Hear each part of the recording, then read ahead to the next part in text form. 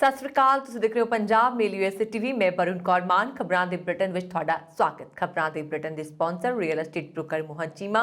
Real estate ਦੀ ਦੁਨੀਆ 'ਚ ਮੰਨਿਆ ਪ੍ਰਮੰਨਿਆ ਨਾਮ। ਪੇਸ਼ ਤੋਂ ਪਹਿਲਾਂ ਚੁਣਵੀਆਂ ਖਬਰਾਂ। ਅਮਰੀਕਾ 'ਚ ਭਾਰੀ ਬਰਫ਼ਬਾਰੀ, 9000 ਫਲਾਈਟਾਂ ਰੱਦ। 6 ਮਹੀਨਿਆਂ 'ਚ ਮਿਲੇਗਾ ਚਿੱਪ ਵਾਲਾ ਪਾਸਪੋਰਟ, ਸਰਕਾਰ ਨੇ ਦੱਸੀ ਪੂਰੀ ਯੋਜਨਾ। ਚੰਡੀਗੜ੍ਹ ਇੰਟਰਨੈਸ਼ਨਲ ਏਅਰਪੋਰਟ ਤੋਂ ਦੁਬਈ ਜਾਣ ਵਾਲੀਆਂ ਫਲਾਈਟਾਂ ਨੂੰ 27 ਮਾਰਚ ਤੋਂ ਕੀਤਾ ਜਾ ਸਕਦਾ ਹੈ ਸ਼ਡਿਊਲ ਵਿੱਚ ਸ਼ਾਮਲ।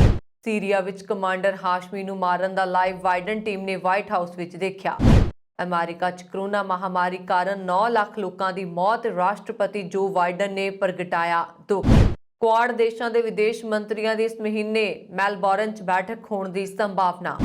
ਪੰਜਾਬੀਆਂ ਲਈ ਮਾਣ ਵਾਲੀ ਖਬਰ, ਯੂਐਸਏ ਨੇ ਫਰਵਰੀ ਨੂੰ ਐਲਾਨਿਆ ਪੰਜਾਬੀ ਮਹੀਨਾ। ਤੇ ਹੁਣ ਇਹਨਾਂ ਖਬਰਾਂ ਦਾ ਵਿਸਥਾਰ।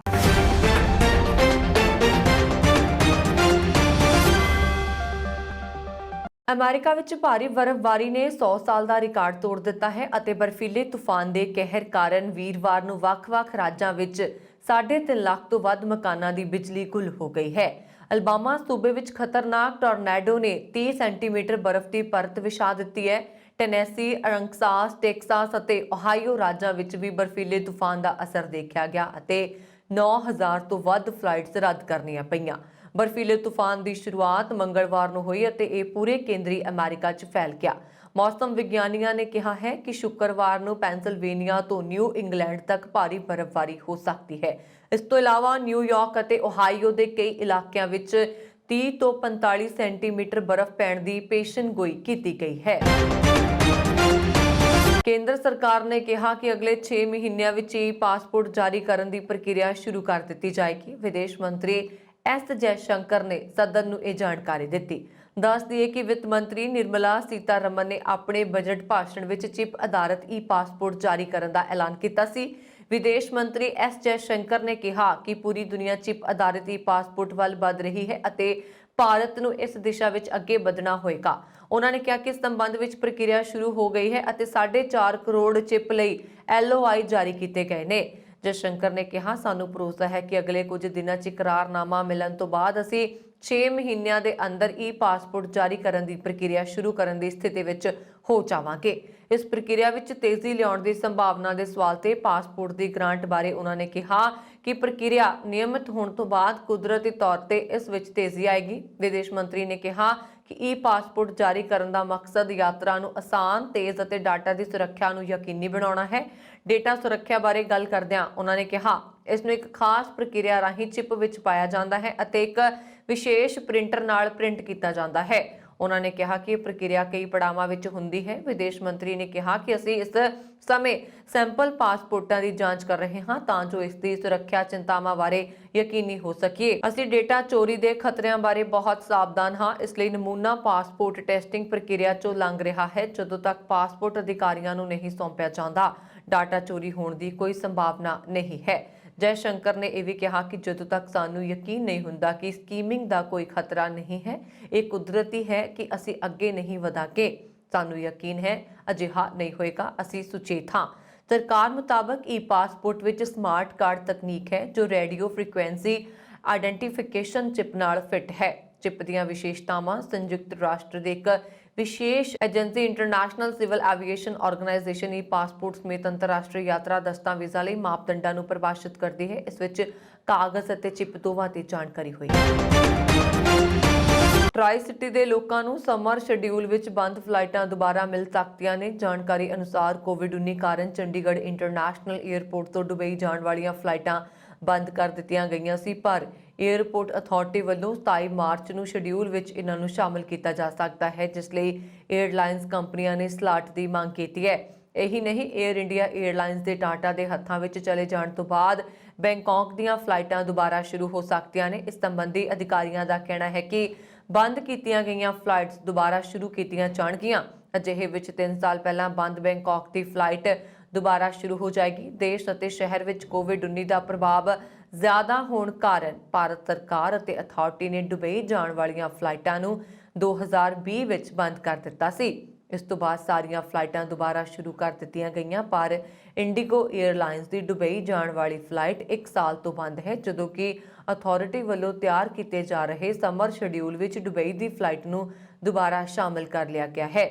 ਇਸ ਲਈ ਅੰਦਾਜ਼ਾ ਹੈ ਕਿ 27 ਮਾਰਚ ਤੋਂ ਬਾਅਦ ਚੰਡੀਗੜ੍ਹ ਤੋਂ ਦੂਜੀਆਂ ਇੰਟਰਨੈਸ਼ਨਲ ਫਲਾਈਟਸ ਸ਼ੁਰੂ ਹੋ ਜਾਣਗੀਆਂ। 에ਅਰ ਇੰਡੀਆ ਨੇ ਬੈਂਕਾਕ ਲਈ ਫਲਾਈਟਸ ਸ਼ੁਰੂ ਕੀਤੀ ਹੈ, ਪਰ 에ਅਰਲਾਈਨਸ ਸੰਚਾਲਕਾਂ ਨੇ ਮੁਸਾਫਰਾਂ ਦੀ ਘਾਟ ਦਾ ਹਵਾਲਾ ਦੇ ਕੇ 2019 ਵਿੱਚ ਇਸ ਨੂੰ ਬੰਦ ਕਰ ਦਿੱਤਾ ਸੀ। 에ਅਰ ਇੰਡੀਆ ਦੇ ਟਾਟਾ ਦੇ ਹੱਥਾਂ ਵਿੱਚ ਜਾਣ ਤੋਂ ਬਾਅਦ ਹੁਣ ਆਸ ਹੈ ਕਿ ਫਲਾਈਟ ਦੁਬਾਰਾ ਸ਼ੁਰੂ ਹੋ ਜਾਏਗੀ। ਸੂਤਰਾਂ ਅਨੁਸਾਰ ਚੰਡੀਗੜ੍ਹ ਇੰਟਰਨੈਸ਼ਨਲ 에ਅਰਪੋਰਟ ਤੋਂ ਬੰਦ ਫਲਾਈਟਾਂ ਜਲਦੀ ਸ਼ੁਰੂ ਕੀਤੀਆਂ ਜਾ ਰਹੀਆਂ ਨੇ। ਇਸ ਲਈ ਅੰਦਾਜ਼ਾ ਹੈ ਕਿ ਸਮਰ ਸ਼ਡਿਊਲ ਵਿੱਚ ਬੈਂਕਾਕ ਦੀ ਫਲਾਈਟ ਚੱਲ ਸਕਦੀ ਹੈ। ਨਾਲ ਹੀ ਚੰਡੀਗੜ੍ਹ 에ਅਰਪੋਰਟ ਤੋਂ ਦੂਜੇ ਸੂਬਿਆਂ ਨੂੰ ਜਾਣ ਵਾਲੀਆਂ 에ਅਰ ਇੰਡੀਆ ਦੀਆਂ ਕਈ ਫਲਾਈਟਾਂ ਬੰਦ ਨੇ, ਜੋ ਦੁਬਾਰਾ ਚੱਲ ਸਕਦੀਆਂ। ਵੀਰਵਾਰ ਨੂੰ ਵਾਈਟ ਹਾਊਸ ਦੇ ਸਿਚੁਏਸ਼ਨ ਰੂਮ ਦੇ ਹਾਲਾਤ ਤੇ ਨਜ਼ਰ ਮਾਰੀਏ ਤਾਂ ਇਹ ਕਹਾਵਤ ਸੱਚ ਨਜ਼ਰ ਆਉਂਦੀ ਹੈ ਕਿ ਇਤਿਹਾਸ ਨੂੰ ਦੁਹਰਾਉਂਦਾ ਹੈ। ਕਰੀਬ 11 ਸਾਲ ਪਹਿਲਾਂ ਬਰਾਕ ਓਬਾਮਾ ਅਮਰੀਕੀ ਰਾਸ਼ਟਰਪਤੀ ਸੀ ਅਤੇ ਬਾਈਡਨ ਉਹਨਾਂ ਦੇ ਲੈਫਟੀਨੈਂਟ ਜਾਨੀ ਉਪ ਰਾਸ਼ਟਰਪਤੀ।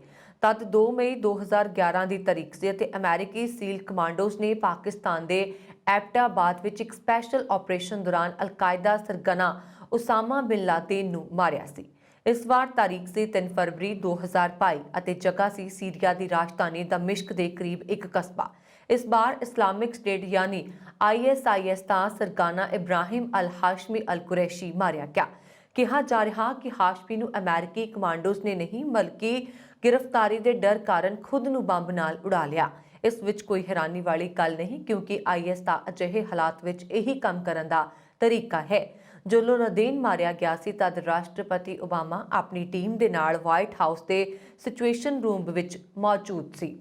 ਇਸ ਦਾ ਫੋਟੋਗ੍ਰਾਫ ਖੁਦ ਵਾਈਟ ਹਾਊਸ ਦੇ ਪ੍ਰੈਸ ਸਟਾਫ ਨੇ ਜਾਰੀ ਕੀਤਾ ਸੀ। ਕਰੀਬ 14,000 ਕਿਲੋਮੀਟਰ ਦੂਰ ਅਮਰੀਕੀ ਨੇਵੀ ਦੇ ਸੀਲ ਕਮਾਂਡੋ ਫੋਰਸ ਪਾਕਿਸਤਾਨ ਵਿੱਚ ਦੁਨੀਆ ਦੇ ਸਭ ਤੋਂ ਖਤਰਨਾਕ ਅੱਤਵਾਦੀ ਨੂੰ ਮਾਰਨ ਲਈ ਆਪਰੇਸ਼ਨ ਕਰ ਰਹੇ ਸੀ।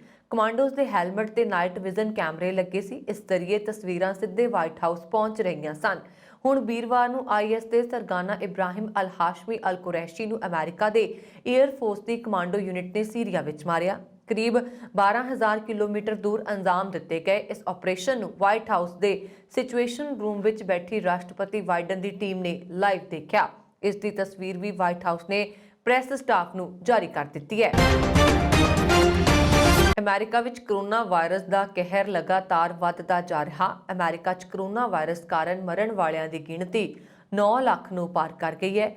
ਜੌਨਸ ਹੌਪਕਿੰਸ ਯੂਨੀਵਰਸਿਟੀ ਦੁਆਰਾ ਜਾਰੀ ਕੀਤੇ ਗਏ ਅੰਕੜਿਆਂ ਦੇ ਅਨੁਸਾਰ ਸ਼ੁੱਕਰਵਾਰ ਨੂੰ ਅਮਰੀਕਾ ਵਿੱਚ ਕੋਵਿਡ-19 ਮਹਾਮਾਰੀ ਨਾਲ ਮਰਨ ਵਾਲਿਆਂ ਦੀ ਗਿਣਤੀ 9 ਲੱਖ ਦੇ ਅੰਕੜੇ ਨੂੰ ਪਾਰ ਕਰ ਗਈ।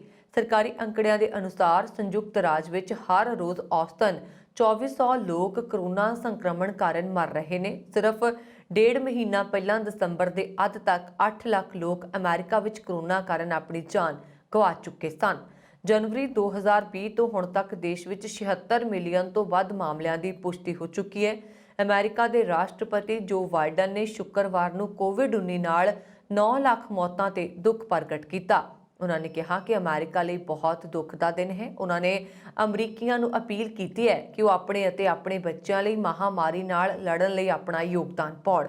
ਉਹਨਾਂ ਨੇ ਕਿਹਾ ਕਿ ਸਾਡੇ ਦੇਸ਼ ਵਿੱਚ 9 ਲੱਖ ਅਮਰੀਕੀ ਜਾਨਾਂ ਕੋਵਿਡ-19 ਵਿੱਚ ਖਤਮ ਹੋ ਗਈਆਂ ਨੇ। ਉਹ ਪਿਆਰ ਕਰਨ ਵਾਲੇ ਮਾਤਾ-ਪਿਤਾ, ਦਾਦਾ-ਦਾਦੀ, ਬੱਚੇ, ਭੈਣ-ਭਰਾ, ਗੁਆਂਢੀ ਅਤੇ ਦੋਸਤ ਸਨ। ਹਰ ਆਤਮਾ ਅਟਲ ਹੈ। ਅਸੀਂ ਉਹਨਾਂ ਦੇ ਪਿੱਛੇ ਛੱਡੇ ਗਏ ਪਿਆਰਿਆਂ ਲਈ ਪ੍ਰਾਰਥਨਾ ਕਰਦੇ ਹਾਂ ਅਤੇ ਅਸੀਂ ਇਸ ਦੁੱਖ ਦੀ ਘੜੀ ਵਿੱਚ ਪਰਿਵਾਰਾਂ ਦੇ ਨਾਲ ਹਾਂ। ਵਿਦੇਸ਼ ਮੰਤਰਾਲਾ ਨੇ ਕਿਹਾ ਕਿ ਕੁਆਡ ਦੇਸ਼ਾਂ ਦੇ ਵਿਦੇਸ਼ ਮੰਤਰੀਆਂ ਦੇ ਇਸ ਮਹੀਨੇ ਦੇ ਅੰਤ ਵਿੱਚ ਮੈਲਬੌਰਨ ਵਿੱਚ ਬੈਠਕ ਹੋਣ ਦੀ ਸੰਭਾਵਨਾ ਹੈ। ਕੁਆਡ ਦੇ ਵਿਦੇਸ਼ ਮੰਤਰੀਆਂ ਨੇ ਆਖਰੀ ਵਾਰ ਫਰਵਰੀ 2021 ਵਿੱਚ ਡਿਜੀਟਲ ਰੂਪ ਵਿੱਚ ਬੈਠਕ ਕੀਤੀ ਸੀ। ਕੁਆਡ ਵਿੱਚ ਭਾਰਤ, ਅਮਰੀਕਾ, ਆਸਟ੍ਰੇਲੀਆ ਅਤੇ ਜਾਪਾਨ ਸ਼ਾਮਲ ਨੇ। ਵਿਦੇਸ਼ ਮੰਤਰਾਲਾ ਦੇ ਬੁਲਾਰੇ ਅਰਿੰਦਮ ਵਾਗਾਚੀ ਨੇ ਪ੍ਰੈਸ ਕਾਨਫਰੰਸ ਵਿੱਚ ਕਿਹਾ, ਅਗਲੀ ਬੈਠਕ ਇਸ ਮਹੀਨੇ ਦੇ ਅੰਤ ਵਿੱਚ ਮੈਲਬੌਰਨ 'ਚ ਹੋਣ ਦੀ ਉਮੀਦ ਹੈ। ਅਸੀਂ ਜਲਦੀ ਹੀ ਇਸ ਬਾਰੇ ਇੱਕ ਅਪਡੇਟ ਤੁਹਾਡੇ ਨਾਲ ਸਾਂਝਾ ਕਰਾਂਗੇ। ਪਾਕਿਸਤਾਨ ਦੇ ਰਸਤੇ ਅਫਗਾਨਿਸਤਾਨ ਨੂੰ 50,000 ਟਨ ਕਣਕ ਦੀ ਸਪਲਾਈ ਦੇ ਸੰਬੰਧ ਵਿੱਚ ਇੱਕ ਵੱਖਰੇ ਸਵਾਲ ਦੇ ਜਵਾਬ ਵਿੱਚ ਬਗਾਚੀ ਨੇ ਕਿਹਾ ਕਿ ਪ੍ਰਕਿਰਿਆ ਚੱਲ ਰਹੀ ਹੈ। ਉਹਨਾਂ ਨੇ ਕਿਹਾ, ਸਰਕਾਰ ਅਫਗਾਨਿਸਤਾਨ ਦੇ ਲੋਕਾਂ ਨੂੰ ਮਨੁੱਖੀ ਸਹਾਇਤਾ ਪ੍ਰਦਾਨ ਕਰਨ ਲਈ ਵਚਨਬੱਧ ਹੈ। ਅਸੀਂ ਦਵਾਈਆਂ ਅਤੇ ਟੀਕਿਆਂ ਦੀ ਖੇਪ ਬਾਰੇ ਜਾਣਕਾਰੀ ਸਾਂਝੇ ਕਰਦੇ ਰਹੇ ਹਾਂ। ਕਣਕ ਦੀ ਖਰੀਦ ਅਤੇ ਢੋਆ ਢੁਆਈ ਦੀ ਪ੍ਰਕਿਰਿਆ ਅਜੇ ਵੀ ਜਾਰੀ ਹੈ। ਅਫਗਾਨਿਸਤਾਨ ਦੇ ਰਾਜਦੂਤ ਫਰੀਦ ਮਾਮੂਦੁਜ਼ੇ ਨੇ ਬੁੱਧਵਾਰ ਨੂੰ ਕਿਹਾ ਸੀ ਕਿ ਅਫਗਾਨਿਸਤਾਨ ਦੇ ਲੋਕਾਂ ਲਈ ਭਾਰਤ ਦੀ 50,000 ਟਨ ਕਣਕ ਦੀ ਮਨੁੱਖੀ ਸਹਾਇਤਾ ਅਗਲੇ ਹਫ਼ਤੇ ਤੋਂ ਅਫਗਾਨਿਸਤਾਨ ਭੇਜੇ ਜਾਣ ਦੀ ਸੰਭਾਵਨਾ ਹੈ ਅਤੇ ਸਪਲਾਈ 1 ਮਹੀਨੇ ਦੇ ਅੰਦਰ ਪੂਰੀ ਕੀਤੀ ਜਾਣੀ ਹੈ। ਅਮਰੀਕੀ ਰਾਜ ਵਿੱਚ ਹੁਣ ਤੋਂ ਫਰਵਰੀ ਮਹੀਨੇ ਨੂੰ ਪੰਜਾਬੀ ਮਹੀਨੇ ਵਜੋਂ ਮਨਾਇਆ ਜਾਏਗਾ। ਪੰਜਾਬੀਆਂ ਲਈ ਇਹ ਇੱਕ ਬਹੁਤ ਹੀ ਸਿਰ ਉੱਚਾ ਕਰਨ ਵਾਲੀ ਗੱਲ ਹੈ ਕਿ ਵਿਦੇਸ਼ ਵਿੱਚ ਉਸ ਦੀ ਮਾਂ ਬੋਲੀ ਨੂੰ ਇੰਨਾ ਮਾਣ ਮਿਲ ਰਿਹਾ। ਦਰਅਸਲ ਯੂਐਸਏ ਵੱਲੋਂ ਫਰਵਰੀ ਮਹੀਨੇ ਨੂੰ ਪੰਜਾਬੀ ਮਹੀਨਾ ਐਲਾਨਿਆ ਗਿਆ। ਇਹ ਫੈਸਲਾ ਇਸ ਲਈ ਲਿਆ ਗਿਆ ਕਿਉਂਕਿ ਪੰਜਾਬੀ ਦੁਨੀਆ ਵਿੱਚ 9ਵੀਂ ਸਭ ਤੋਂ ਵੱਧ ਬੋਲੀ ਜਾਣ ਵਾਲੀ ਭਾਸ਼ਾ ਹੈ ਅਤੇ ਭਾਰਤ, ਪਾਕਿਸਤਾਨ, ਯੂਨਾਈਟਿਡ ਕਿੰਗਡਮ, ਸੰਯੁਕਤ ਰਾਜ, ਕੈਨੇਡਾ ਅਤੇ ਆਸਟ੍ਰੇਲੀਆ ਵਿੱਚ ਇਸ ਭਾਸ਼ਾ ਦੇ ਬੋਲਣ ਵਾਲਿਆਂ ਦੀ ਇੱਕ ਵੱਡੀ ਗਿਣਤੀ ਹੈ। ਇੱਥੇ 7,50,000 ਤੋਂ ਵੱਧ ਪੰਜਾਬੀ ਬੋਲਣ ਵਾਲੇ ਅਤੇ ਅਮਰੀਕੀ ਅਤੇ 50,000 ਤੋਂ ਵੱਧ ਪੰਜਾਬੀ ਬੋਲਣ ਵਾਲੇ ਇਲੀਨੋਇਸ ਹਨ। ਓਮਿਕਰੌਨ ਦੇ ਫੈਲਣ ਕਾਰਨ ਕੈਨੇਡਾ ਵਿੱਚ ਲਗਭਗ 2 ਲੱਖ ਲੋਕਾਂ ਨੂੰ ਜਨਵਰੀ ਮਹੀਨੇ ਆਪਣੀਆਂ ਨੌਕਰੀਆਂ ਗਵਾਉਣੀਆਂ ਪਈਆਂ। ਸਟੈਟਿਸਟਿਕਸ ਕੈਨੇਡਾ ਵੱਲੋਂ ਇਸ ਸੰਬੰਧੀ ਜਾਰੀ ਤਾਜ਼ਾ ਅੰਕੜਿਆਂ ਅਨੁਸਾਰ ਕੈਨੇਡਾ ਵਿੱਚ ਹੁਣ ਬੇਰੁਜ਼ਗਾਰੀ ਦੀ ਦਰ 6.5% ਹੋ ਗਈ ਹੈ, ਜਦੋਂ ਕਿ ਦਸੰਬਰ 2021 ਵਿੱਚ ਇਹ ਦਰ 6% ਸੀ। ਜ਼ਿਕਰਯੋਗ ਹੈ ਕਿ ਪਿਛਲੇ ਸਾਲ ਜਨਵਰੀ 2021 ਵਿੱਚ ਵੀ 2 ਲੱਖ ਤੋਂ ਜ਼ਿਆਦਾ ਲੋਕਾਂ ਦੀ ਨੌਕਰੀ ਚਲੀ ਗਈ ਸੀ। ਤਾਜ਼ਾ ਅੰਕੜਿਆਂ ਅਨੁਸਾਰ ਨੌਕਰੀਆਂ ਖੁੱਸਣ ਦੀ ਸਭ ਤੋਂ ਵੱਧ ਮਾਰ ontario ਤੇ ਕਿਊਬਿਕ ਸੂਬਿਆਂ ਵਿੱਚ ਪਈ ਹੈ। ਵਰਣਨਯੋਗ ਹੈ ਕਿ ਇਹਨਾਂ ਦੋਨਾਂ ਸੂਬਿਆਂ ਵਿੱਚ ਕਰੋਨਾ ਨੂੰ ਠੱਲ ਪਾਉਣ ਵਾਸਤੇ ਸਭ ਤੋਂ ਜ਼ਿਆਦਾ ਸਖਤ ਕਦਮ ਚੁੱਕੇ ਗਏ ਨੇ। ਸਟੈਟਿਸਟਿਕਸ ਕੈਨੇਡਾ ਦੀ ਰਿਪੋਰਟ ਅਨੁਸਾਰ ਜਿਹੜੇ ਬਿਜ਼ਨਸ ਸਭ ਤੋਂ ਜ਼ਿਆਦਾ ਜੋ ਪ੍ਰਭਾਵਿਤ ਹੋਏ ਨੇ ਉਹਨਾਂ ਵਿੱਚ ਫੂਡ ਸਰਵਿਸਿਜ਼ ਅਤੇ ਐਕਮੈਂਡੇਸ਼ਨ ਦਾ ਬਿਜ਼ਨਸ ਸ਼ਾਮਲ ਨੇ। ਇਸ ਬੇਰੁਜ਼ਗਾਰੀ ਦਾ ਸਭ ਤੋਂ ਜ਼ਿਆਦਾ ਅਸਰ ਨੌਜਵਾਨਾਂ ਅਤੇ ਔਰਤਾਂ ਉੱਪਰ ਪਿਆ ਹੈ। ਇਸ ਦੌਰਾਨ BC ਦੇ minister of jobs, economic recovery and innovation Ravi Kahlon ਦਾ ਕਹਿਣਾ ਹੈ ਕਿ ਸਟੈਟਿਸਟਿਕਸ ਕੈਨੇਡਾ ਦੀ ਰਿਪੋਰਟ ਅਨੁਸਾਰ ਜਨਵਰੀ ਮਹੀਨੇ BC ਵਿੱਚ ਬੇਰੁਜ਼ਗਾਰੀ ਦੀ ਦਰ 5.1% ਤੇ ਪਹੁੰਚ ਗਈ ਹੈ, ਜੋ ਕਿ ਮਹਾਮਾਰੀ ਤੋਂ ਪਹਿਲਾਂ ਅਰਥਾਤ ਫਰਵਰੀ 2020 ਦੇ ਪੱਧਰ ਤੇ ਆ ਗਈ ਹੈ ਅਤੇ ਬੇਰੁਜ਼ਗਾਰੀ ਦੀ ਇਹ ਦਰ ਕੈਨੇਡਾ ਵਿੱਚ ਸਭ ਤੋਂ ਘੱਟ ਹੈ। ਅਮਰੀਕਾ ਦੇ ਨਿਊ ਮੈਕਸੀਕੋ ਵਿੱਚ ਚੋਰੀ ਦਾ ਇੱਕ ਅਨੋਖਾ ਮਾਮਲਾ ਸਾਹਮਣੇ ਆਇਆ। ਇੱਕ ਹਥਿਆਰਬੰਦ ਚੋਰ ਇੱਕ ਘਰ ਖਾਲੀ ਦੇਖ ਕੇ ਉਸ ਘਰ ਦਾਖਲ ਹੋ ਗਿਆ। ਚੋਰ ਨੇ ਘਰ ਵਿੱਚ ਇਸ਼ਨਾਨ ਕੀਤਾ, ਬੀਅਰ ਪੀਤੀ, ਖਾਣਾ ਖਾਧਾ। ਇਸ ਮਗਰੋਂ ਉਹ ਘਰ ਦੇ ਮਾਲਕ ਨੂੰ $200 ਮਤਲਬ ਕਰੀਬ 15,000 ਰੁਪਏ ਦੇ ਕੇ ਚਲਾ ਗਿਆ। ਅਸਲ ਵਿੱਚ ਚੋਰ ਤੋਂ ਖਿੜਕੀ ਦਾ ਸ਼ੀਸ਼ਾ ਟੁੱਟ ਗਿਆ ਸੀ ਅਤੇ ਉਸਦੇ ਹਰਜਾਨੇ ਦੇ ਤੌਰ ਤੇ ਉਸਨੇ ਇਹ ਰਾਸ਼ੀ ਦਿੱਤੀ। ਬਾਅਦ ਵਿੱਚ ਇਸ ਅਨੋਖੇ ਚੋਰ ਦੀ ਪਛਾਣ 34 ਸਾਲ ਦੇ ਤਿਰਾਲ ਦੇ ਤੌਰ ਤੇ ਹੋਈ ਹੈ। ਦੱਸਿਆ ਜਾ ਰਿਹਾ ਕਿ ਇਹ ਘਟਨਾ 30 ਜਨਵਰੀ ਦੀ ਹੀ ਹੈ। ਬਾਅਦ ਵਿੱਚ ਜਦੋਂ ਘਰ ਦਾ ਮਾਲਕ ਵਾਪਸ ਆਇਆ ਤਾਂ ਉਸਨੂੰ ਇਹ ਚੋਰ ਮਿਲਿਆ। ਇਹ ਚੋਰ ਖਿੜਕੀ ਤੋੜ ਕੇ ਘਰ ਵਿੱਚ ਦਾਖਲ ਹੋਇਆ। ਤਿਰਾਲ ਨੇ AR-15 ਰਾਈਫਲ ਰੱਖੀ ਹੋਈ ਸੀ। ਉਸਨੇ ਘਰ ਵਿੱਚੋਂ ਕੁਝ ਚੋਰੀ ਨਹੀਂ ਕੀਤਾ ਸੀ। ਬਾਅਦ ਵਿੱਚ ਚੋਰ ਨੇ ਘਰ ਦੇ ਮਾਲਕਾਂ ਤੋਂ ਘਰ ਵਿੱਚ ਜ਼ਬਰਦਸਤੀ ਦਾਖਲ ਹੋਣ ਲਈ ਮੁਆਫੀ ਮੰਗ ਲਈ। ਚੋਰ ਨੇ ਦੱਸਿਆ ਕਿ ਉਸਨੂੰ ਰਾਤ ਨੂੰ ਸੌਣ ਲਈ ਇੱਕ ਗਰਮ ਜਗ੍ਹਾ ਦੀ ਲੋੜ ਸੀ, ਇਸ ਲਈ ਉਹ ਘਰ ਵਿੱਚ ਦਾਖਲ ਹੋ ਗਿਆ। ਚੋਰ ਨੇ ਘਰ ਦੇ ਮਾਲਕਾਂ ਨੂੰ ਖਿੜਕੀ ਦੇ ਨੁਕਸਾਨ ਦੇ ਹਰਜਾਨੇ ਦੇ ਤੌਰ ਤੇ $200 ਵੀ ਦਿੱਤੇ। ਇਹ ਘਰ ਦੇ ਮਾਲਕ ਸਾਂਤਾ ਫੇ ਨਿਊ ਮੈਕਸੀਕਨ ਮੁਤਾਬਕ ਕੁੱਲ ਨੁਕਸਾਨ ਕਰੀਬ $200 ਦਾ ਸੀ। ਬਾਅਦ ਵਿੱਚ ਚੋਰ ਆਪਣੀ ਰਾਈਫਲ ਅਤੇ ਬੈਗ ਲੈ ਕੇ ਘਰੋਂ ਚਲਾ ਗਿਆ। ਚੋਰ ਨੇ ਘਰ ਦੇ ਮਾਲਕਾਂ ਨੂੰ ਖਿੜਕੀ ਦੇ ਨੁਕਸਾਨ ਦੇ ਹਰਜਾਨੇ ਦੇ ਤੌਰ ਤੇ $200 ਦੇ ਦਿੱਤੇ। ਕੋਰੋਨਾ ਵਾਇਰਸ ਨੂੰ ਫੈਲਣ ਤੋਂ ਰੋਕਣ ਲਈ ਦੁਨੀਆ ਦੇ ਦੂਜੇ ਮੁਲਕਾਂ ਦੀ ਤਰ੍ਹਾਂ ਕੈਨੇਡਾ ਵਿੱਚ ਟੀਕਾਕਰਨ ਤੇਜ਼ੀ ਨਾਲ ਚੱਲ ਰਿਹਾ। ਇਸੇ ਦਰਮਿਆਨ ਕੈਨੇਡਾ ਦੀ ਫੌਜ ਨੇ ਵੈਕਸੀਨ ਤੋਂ ਟਾਲਾ ਵੱਟਣ ਵਾਲੇ ਜਵਾਨਾਂ ਵਿਰੁੱਧ ਸਖਤੀ ਵਰਤਣੀ ਸ਼ੁਰੂ ਕਰ ਦਿੱਤੀ। ਇਸ ਤੇ ਚੱਲਦਿਆਂ ਕਈ ਜਵਾਨਾਂ ਨੂੰ ਫੌਜ ਨੇ ਘਰਾਂ ਨੂੰ ਤੋਰ ਦਿੱਤਾ ਤੇ ਕਈ ਆਪਣੀ ਮਰਜ਼ੀ ਨਾਲ ਫੌਜ ਦੀ ਨੌਕਰੀ ਛੱਡ ਗਏ। ਇਸ ਤੋਂ ਇਲਾਵਾ ਕਈ ਜਵਾਨਾਂ ਨੂੰ ਨੋਟਿਸ ਜਾਰੀ ਕਰ ਦਿੱਤਾ ਗਿਆ ਹੈ। ਬ੍ਰਿਟਿਸ਼ ਕੋਲੰਬੀਆ ਵਿੱਚ ਪੈਂਦੇ ਕੈਨੇਡਾ ਦੇ ਕੈਂਪਲੂਪਸ ਸ਼ਹਿਰ ਦੇ ਦਿਹਾਤੀ ਖੇਤਰ 'ਚ ਇੱਕ ਪੰਜਾਬੀ ਨੌਜਵਾਨ ਦਾ ਕਤਲ ਹੋ ਗਿਆ, ਜਿਸ ਦੀ ਸ਼ਨਾਖਤ 18 ਸਾਲਾ ਜਗਰਾਜ ਢੀਂਡਸਾ ਵਜੋਂ ਹੋਈ। ਪੁਲਿਸ ਨੇ ਮਾਮਲਾ ਦਰਜ ਕਰਨ ਮਗਰੋਂ ਕਾਤਲਾਂ ਦੀ ਭਾਲ ਸ਼ੁਰੂ ਕਰ ਦਿੱਤੀ ਹੈ। ਰਾਇਲ ਕੈਨੇਡੀਅਨ ਮਾਊਂਟਡ ਪੁਲਿਸ ਦੇ south East district major crime unit ਨੇ ਇਸ ਘਟਨਾ ਸੰਬੰਧੀ ਮੀਡੀਆ ਨਾਲ ਜਾਣਕਾਰੀ ਸਾਂਝੀ ਕੀਤੀ ਹੈ। ਪੁਲਿਸ ਨੇ ਦੱਸਿਆ ਕਿ ਬੀਤੀ 29 ਜਨਵਰੀ ਨੂੰ ਸਵੇਰੇ 8 ਵਜੇ ਕੈਂਪਲੂਪਸ ਦੇ ਦਿਹਾਤੀ ਖੇਤਰ 'ਚ ਚਿਲਕੋਟਨ ਰੋਡ ਤੇ ਸੰਤ ਜੋਸਫ ਕਬਰਿਸਤਾਨ ਦੀ ਪਾਰਕਿੰਗ ਵਿੱਚੋਂ ਇੱਕ ਲਾਸ਼ ਬਰਾਮਦ ਹੋਈ ਸੀ। ਪਾਕਿਸਤਾਨ ਵਿੱਚ ਘੱਟ ਗਿਣਤੀਆਂ ਨੂੰ ਅਕਸਰ ਨਿਸ਼ਾਨਾ ਬਣਾਇਆ ਜਾਂਦਾ ਰਿਹਾ। ਇਸ ਦੀ ਇੱਕ ਹੋਰ ਮਿਸਾਲ ਸਾਹਮਣੇ ਆਈ।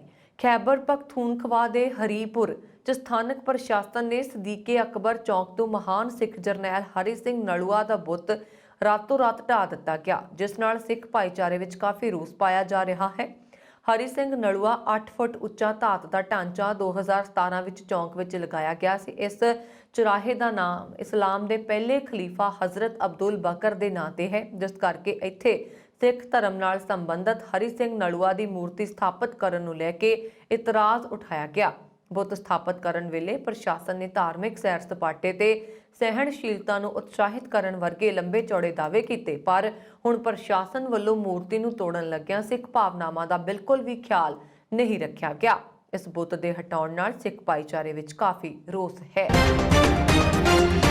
ਪਾਕਿਸਤਾਨ ਦੇ ਸੰਸਦ ਮੈਂਬਰ ਸਿਵਲ ਸੇਵਾ ਨਿਯਮਾਂ ਵਿੱਚ ਸੋਧ ਕਰਨ ਦੇ ਪ੍ਰਸਤਾਵ ਤੇ ਵਿਚਾਰ ਕਰ ਰਹੇ ਨੇ, ਜੋ ਉੱਚ ਸਰਕਾਰੀ ਅਧਿਕਾਰੀਆਂ ਨੂੰ ਦੋਹਰੀ ਨਾਗਰਿਕਤਾ ਰੱਖਣ ਤੋਂ ਰੋਕੇਗਾ। ਇਹ ਪਹਿਲ ਨਾਲ 20,000 ਤੋਂ ਵੱਧ ਨੌਕਰਸ਼ਾਹ ਪ੍ਰਭਾਵਿਤ ਹੋ ਸਕਦੇ ਨੇ। ਇਹ ਜਾਣਕਾਰੀ ਸ਼ੁੱਕਰਵਾਰ ਨੂੰ ਇੱਕ ਮੀਡੀਆ ਰਿਪੋਰਟ ਵਿੱਚ ਦਿੱਤੀ ਗਈ। ਪਾਕਿਸਤਾਨ ਸਿਟੀਜ਼ਨਸ਼ਿਪ ਐਕਟ 1951 ਸਪਸ਼ਟ ਤੌਰ ਤੇ ਪਾਕਿਸਤਾਨ ਦੇ ਨਾਗਰਿਕਾਂ ਨੂੰ ਦੋਹਰੀ ਨਾਗਰਿਕਤਾ ਰੱਖਣ ਦੀ ਆਗਿਆ ਦਿੰਦਾ ਹੈ। ਵਰਤਮਾਨ ਵਿੱਚ ਦੋਹਰੀ ਨਾਗਰਿਕਤਾ ਵਾਲੇ ਪਾਕਿਸਤਾਨੀਆਂ ਤੇ ਜਨਤਕ ਅਹੁਦਾ ਸੰਭਾਲਣ, ਚੋਣ ਲੜਨ ਜਾਂ ਫੌਜ ਵਿੱਚ ਸ਼ਾਮਲ ਹੋਣ ਤੇ ਪਾਬੰਦੀ ਹੈ।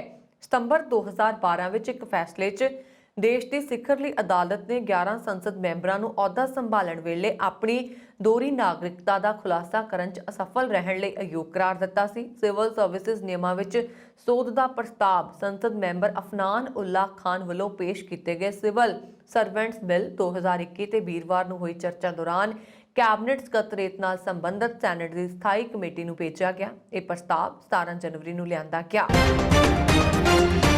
ਜਾਪਾਨੀ ਸਮਾਜ ਦੀ ਨੁਮਾਇੰਦਗੀ ਕਰਨ ਵਾਲੇ 100 ਤੋਂ ਵੱਧ ਮਨੁੱਖੀ ਅਧਿਕਾਰ ਕਾਰਕੁਨਾਂ ਨੇ ਸ਼ੁੱਕਰਵਾਰ ਸਵੇਰੇ ਟੋਕੀਓ ਵਿੱਚ ਚੀਨੀ ਦੂਤਵਾਸ ਦੇ ਬਾਹਰ ਵਿਰੋਧ ਪ੍ਰਦਰਸ਼ਨ ਕੀਤਾ।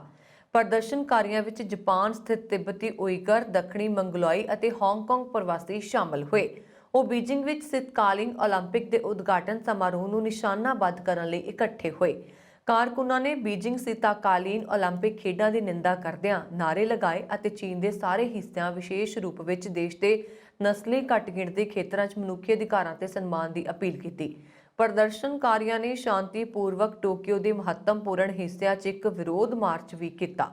ਇਸ ਵਿੱਚ ਚੀਨ ਵੱਲੋਂ ਗੰਭੀਰ ਮਨੁੱਖੀ ਅਧਿਕਾਰਾਂ ਦੀ ਉਲੰਘਣਾ ਅਤੇ ਉਸ ਦੇਸ਼ ਵਿੱਚ ਨਸਲੀ ਘੱਟ ਗਿਣਤੀਆਂ ਦੇ ਮਾੜੇ ਹਾਲਾਤ ਬਾਰੇ ਜਾਗਰੂਕਤਾ ਵਧਾਈ ਗਈ। ਪ੍ਰੋਗਰਾਮ ਦੇ ਮੁੱਖ ਆਯੋਜਕ ਇੱਕ ਜਾਪਾਨੀ ਕਾਰਕੁਨ ਦੇ ਨਾਮ ਨਾ ਛਾਪਣ ਦੇ ਸ਼ਰਤ ਤੇ ਦੱਸਿਆ ਕਿ ਸਾਰਿਆਂ ਨੂੰ ਸ਼ੀਤਕਾਲੀਨ ਓਲੰਪਿਕ ਵਿੱਚ ਆਪਣੀਆਂ ਟੀਮਾਂ ਦਾ ਹੌਸਲਾ ਵਧਾਉਣ ਦੀ ਅਪੀਲ ਕੀਤੀ ਗਈ ਹੈ, ਪਰ ਚੀਨ ਅੰਦਰ ਪੀੜਤ ਲੋਕਾਂ ਲਈ ਵੀ ਹੰਝੂ ਵਹਾਏ ਗਏ। ਇੱਥੇ ਦੱਸ ਦਈਏ ਕਿ 2022 ਸ਼ੀਤਕਾਲੀਨ ਓਲੰਪਿਕ 4 ਤੋਂ 20 ਫਰਵਰੀ ਤੱਕ ਬੀਜਿੰਗ ਵਿੱਚ ਹੋਣਗੇ। ਅਮਰੀਕਾ, ਬ੍ਰਿਟੇਨ ਅਤੇ ਕੈਨੇਡਾ ਉਹਨਾਂ ਦੇਸ਼ਾਂ ਵਿੱਚ ਨੇ ਜਿਨ੍ਹਾਂ ਨੇ ਖੇਡਾਂ ਦਾ ਡਿਪਲੋਮੈਟਿਕ ਬਾਈਕਾਟ ਕੀਤਾ ਹੈ। ਕੋਵਿਡ-19 ਸੰਬੰਧੀ ਲਾਕਡਾਊਨ ਦਰਮਿਆਨ ਪ੍ਰਧਾਨ ਮੰਤਰੀ ਦਫ਼ਤਰ 'ਚ ਪਾਰਟੀ ਦੇ ਆਯੋਜਨ ਤੇ ਵਿਵਾਦਾਂ 'ਚ ਘਿਰੇ ਬ੍ਰਿਟੇਨ ਦੇ ਪ੍ਰਧਾਨ ਮੰਤਰੀ ਬੋਰਿਸ ਜੌਨਸਨ ਦੇ 5 ਕਰੀਬੀ ਸਹਿਯੋਗੀਆਂ ਨੇ ਅਸਤੀਫਾ ਦੇ ਦਿੱਤਾ ਹੈ। ਸੱਤਾਧਾਰੀ ਕੰਜ਼ਰਵੇਟਿਵ ਪਾਰਟੀ ਦੀ ਵੈਬਸਾਈਟ ਦੀ ਰਿਪੋਰਟ ਮੁਤਾਬਕ ਸ਼ੁੱਕਰਵਾਰ ਨੂੰ ਅਸਤੀਫੇ ਦਾ ਸਿਲਸਿਲਾ ਜਾਰੀ ਰਿਹਾ ਅਤੇ ਐਲੇਨਾ 10 ਡਾਊਨਿੰਗ ਸਟਰੀਟ ਨੀਤੀ ਇਕਾਈ ਨੂੰ ਛੱਡਣ ਵਾਲੀ ਦੂਜੀ ਸਲਾਹਕਾਰ ਬਣ ਗਈ ਹੈ। ਡਾਊਨਿੰਗ ਸਟਰੀਟ ਦੀ ਸਾਬਕਾ ਸਹਿਯੋਗੀ ਨਿੱਕੀ ਦਾ ਕੋਸਟਾ ਨੇ ਕਿਹਾ ਕਿ ਨਰੋਦਾਂਸਕੀ ਮੈਨੂੰ ਪਤਾ ਹੈ ਕਿ ਸਭ ਤੋਂ ਸਿਧਾਂਤਕ ਔਰਤਾਂ ਵਿੱਚੋਂ ਇੱਕ ਹੈ। ਦਾ ਕੋਸਟਾ ਨੇ ਕਿਹਾ ਕਿ ਨੀਤੀ ਇਕਾਈ ਨੂੰ ਇੱਕ ਹੋਰ ਵੱਡਾ ਨੁਕਸਾਨ। ਇਸ ਤੋਂ ਪਹਿਲਾਂ ਪ੍ਰਧਾਨ ਮੰਤਰੀ ਦੀ ਨੀਤੀ ਮੁਖੀ ਮੁਨੀਰਾ ਮਿਰਜ਼ਾ, ਚੀਫ ਆਫ ਸਟਾਫ ਨਿਰਦੇਸ਼ਕ ਜੈਕ ਡਾਇਲ ਨੇ ਵੀਰਵਾਰ ਨੂੰ ਕੁਝ ਘੰਟਿਆਂ ਦੇ ਅੰਦਰ ਆਪਣੇ ਅਹੁਦੇ ਛੱਡ ਦਿੱਤੇ। ਇਸ ਤੋਂ ਪਹਿਲਾਂ ਜਾਂਚ ਵਿੱਚ ਪਤਾ ਚੱਲਿਆ ਸੀ ਕਿ ਦੇਸ਼ ਵਿੱਚ ਸਖਤ ਕੋਵਿਡ-19 ਲਾਕਡਾਊਨ ਨਿਯਮਾਂ ਦਰਮਿਆਨ ਡਾਊਨਿੰਗ ਸਟਰੀਟ ਵਿੱਚ ਕਈ ਪਾਰਟੀਆਂ ਆਯੋਜਿਤ ਕੀਤੀਆਂ ਗਈਆਂ ਸਨ। ਜੰਮੂ ਕਸ਼ਮੀਰ ਅਤੇ ਪੰਜਾਬ ਵਿੱਚ ਭੂਚਾਲ ਦੇ ਤੇਜ਼ ਝਟਕੇ ਮਹਿਸੂਸ ਕੀਤੇ ਗਏ। ਸ਼ਨੀਚਰਵਾਰ ਸਵੇਰੇ 9:49 ਤੇ ਇਹ ਝਟਕੇ ਮਹਿਸੂਸ ਕੀਤੇ ਗਏ। ਨੋਇਡਾ, ਚੰਡੀਗੜ੍ਹ ਵਿੱਚ ਵੀ ਭੂਚਾਲ ਦੇ ਝਟਕੇ ਆਉਣ ਤੋਂ ਬਾਅਦ ਲੋਕ ਡਰ ਕੇ ਘਰਾਂ ਤੋਂ ਬਾਹਰ ਨਿਕਲ ਗਏ। ਹਾਲਾਂਕਿ ਭਾਰਤ ਵਿੱਚ ਅਜੇ ਤੱਕ ਭੂਚਾਲ ਨਾਲ ਕਿਸੇ ਤਰ੍ਹਾਂ ਦੇ ਜਾਨ ਮਾਲ ਦੇ ਨੁਕਸਾਨ ਦੀ ਖਬਰ ਨਹੀਂ ਆਈ। ਇੱਧਰ ਪਾਕਿਸਤਾਨ ਵਿੱਚ ਵੀ 5.7 ਤੀਬਰਤਾ ਦੇ ਭੂਚਾਲ ਦੀ ਖਬਰ ਹੈ। ਜਾਣਕਾਰੀ ਮੁਤਾਬਕ ਭੂਚਾਲ ਦਾ ਕੇਂਦਰ ਅਫਗਾਨਿਸਤਾਨ ਤੇ ਤਾਜਿਕਸਤਾਨ ਬਾਰਡਰ ਤੇ ਹਿੰਦੂਕੁਸ਼ ਦੀ ਪਹਾੜੀਆਂ ਦੇ ਨਜ਼ਦੀਕ ਸੀ। ਹਾਲਾਂਕਿ ਪਹਿਲਾਂ ਜਾਣਕਾਰੀ ਇਹ ਆਈ ਸੀ ਕਿ ਪਾਕਿਸਤਾਨ ਵਿੱਚ ਆਏ ਭੂਚਾਲ ਦੀ ਤੀਬਰਤਾ 7.3 ਰਹੀ ਅਤੇ ਇਸ ਦਾ ਕੇਂਦਰ ਇਸਲਾਮਾਬਾਦ ਤੋਂ ਕਰੀਬ 199 ਕਿਲੋਮੀਟਰ ਦੂਰ ਸੀ। ਬਾਅਦ ਵਿੱਚ ਨੈਸ਼ਨਲ ਸੈਂਟਰ ਫਾਰ ਸਿਸਮੋਲੋਜੀ ਨੇ ਜਾਣਕਾਰੀ ਦਿੱਤੀ ਹੈ ਕਿ ਭੂਚਾਲ ਦਾ ਕੇਂਦਰ ਅਫਗਾਨਿਸਤਾਨ ਤਾਜਿਕਸਤਾਨ ਬਾਰਡਰ ਤੇ ਸੀ। ਇਹ ਸਨ ਹੁਣ ਤੱਕ ਦੀਆਂ ਖਬਰਾਂ। ਮੈਨੂੰ ਵਰੁਣ ਕੌਰ ਮਾਨ ਨੂੰ ਦਿਵਾ ਗਿਆ। ਹੋਰ ਖਬਰਾਂ ਦੇ ਲਈ ਸਾਡਾ YouTube ਚੈਨਲ ਪੰਜਾਬ ਮੇਲ USA TV ਜ਼ਰੂਰ ਸਬਸਕ੍ਰਾਈਬ ਕਰੋ। ਸਤਿ ਸ਼੍ਰੀ ਅਕਾਲ।